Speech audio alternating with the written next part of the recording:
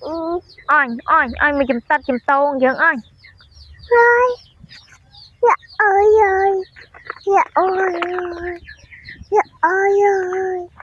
Dạ ơi. lẹ lâu hai mong quay chân nắng lẹ lâu hai Này á. lăn tao vinh Năng.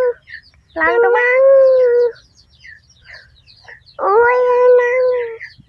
Ôi lẹ dạ nào. lẹ lâu hai Dạ nào mày. lẹ Dạ. ấy Ơi. lâu Đâu. hai Sai. Dạ mẹ. Dạ. Ê, học bé ơi. ôn Ôn. mua Mua. men Tục.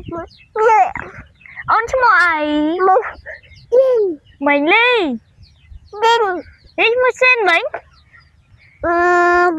Đinh. ê lên su ôn nó là mình su minh tê ôn nó mua ấy Mua đinh.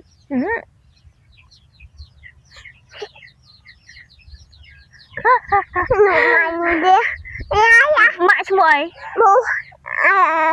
Mà. Ôi gì. mạ ôn mạ ta ná Mà. Tung. mạ tư ngay cho phá Ba món.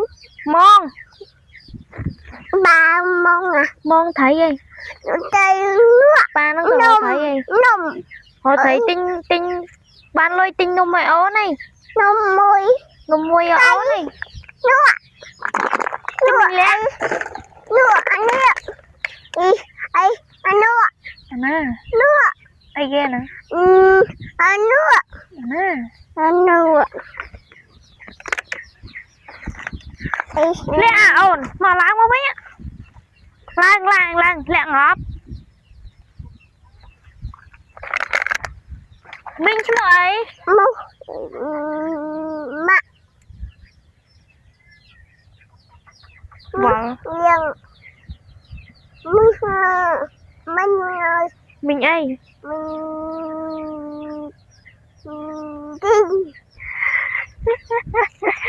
cho bố chứ mọi ấy Màu.